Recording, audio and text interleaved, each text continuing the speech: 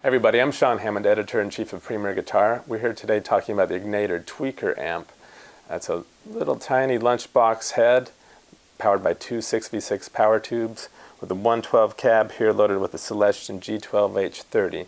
You can see there's a few little mini toggles here. The first one we see here is a vintage modern voicing switch. The top is USA for more of a Fender style sound. AC in the middle for, as you can guess, a Vox type sound. Bottom British for more of a Marshall sound. Then we have a 3-band EQ, treble, middle, bass. Another mini toggle switch that goes from hot on top to clean on the bottom. Next to that is the gain knob. And next to that is another set of mini toggles. One is bright on top and normal on the bottom. The next one is tight on the top, deep on the bottom. The first voicing switch, I've got it in vintage mode, and I'm in the American voicing on this switch here, which is more of a Fender type sound. The difference between the vintage and modern modes is sort of in vintage mode it's more of an airier, looser feel, sort of like you're playing through maybe a more broken in speaker. As you can see here, just the EQ straight up, the gain at noon, master up high, which, you know, with a low-powered tube amp like this is kind of sort of the sweet spot for this amp. You get the tubes working, but it's not, you know, causing you to go deaf either.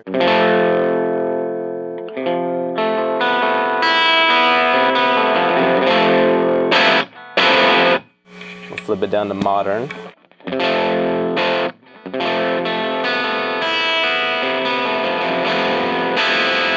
That's just a little more articulate, a little bit tighter, and it's a very useful switch. And let's switch it down to AC mode, which is more of a, as I said before, Vox voicing.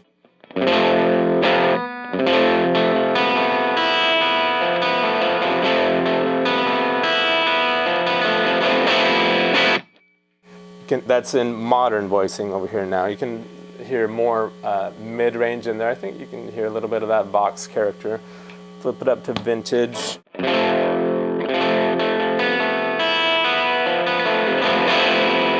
A little bit warmer, a little looser. Let's switch down to the British mode, which again is more of a Marshall flavor.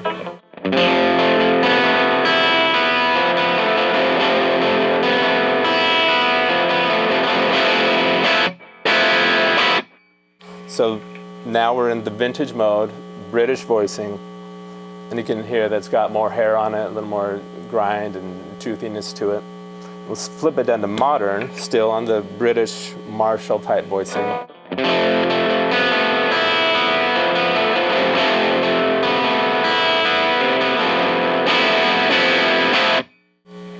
Just a little bit more oomph to it, a little bit meaner, tighter. When we flip this up to hot, it's world of difference.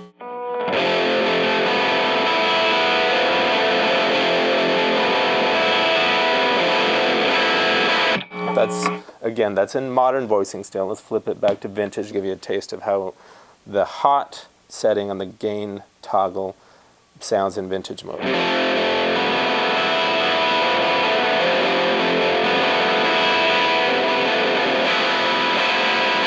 Let me bring up the gain a little bit, and you can just get an idea what's possible here. I brought the master down because, you know, I'm right next to the amp with a semi-hollow body guitar, but I cranked the gain here, brought the master down just to give you an idea how much gain's on tap. This is still in vintage mode, British mode, and hot on the gain mini toggle.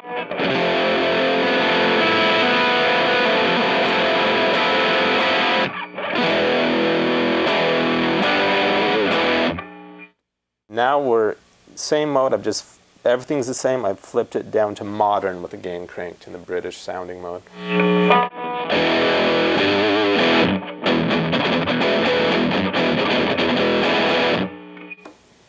A little bit more muscular, a little more punch. As you can see with all these knobs, there are a lot of different permutations you can do. We're not going to run through them all, but just want to give you an idea of what's possible here. I've switched back to vintage mode. I'm in the AC voicing, which is, again, the Vox type sound. We're in hot mode over here on the gain. It's a little bit closer to what you might expect from maybe a top boost AC30 or something.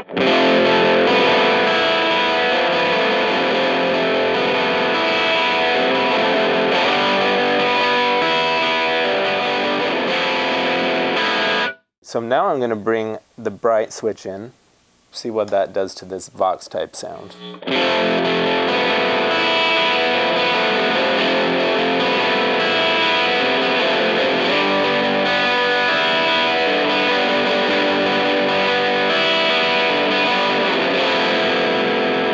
A little bit more high end in, a little bit closer to the classic AC30 type sound. Still in hot mode. And we are in the tight setting here, over here. As you can imagine, bringing this switch down to deep, it's going to add a little more punch.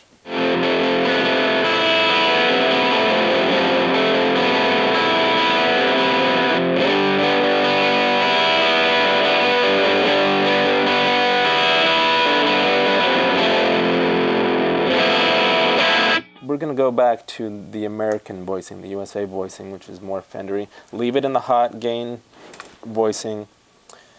And in vintage over here, got it on bright and deep.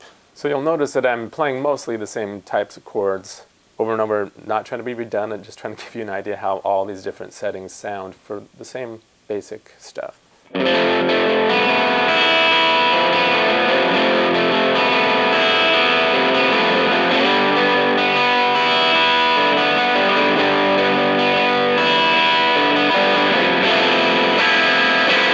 Okay, let's flip vintage down to modern, leave everything else the same.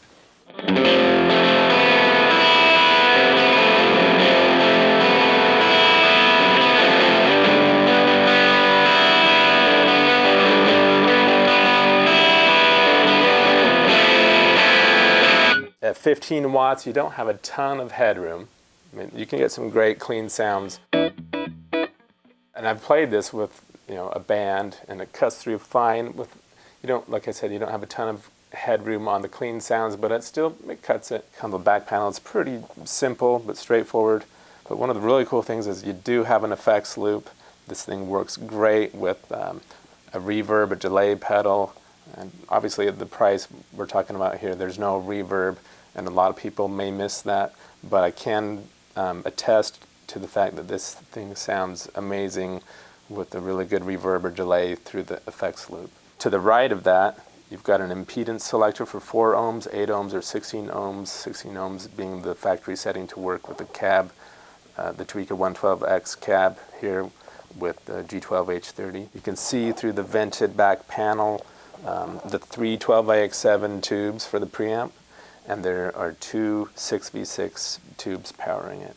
One thing you'll notice, there are no corner protectors on the head or the cab. The handle is serviceable, nothing heavy duty. Again, I just love that it sounds great. All right, well, thanks for joining us for this review of the Egnater Tweaker 15-watt head and 112 extension cabinet. As you can tell from what we've heard today and how I've spoken about it, I think it's an incredible deal, and there honestly isn't that much competition when you think about price, the quality of tones, the versatility, components, everything. It's a great amp. So check it out. And thanks for watching PremierGuitar.com.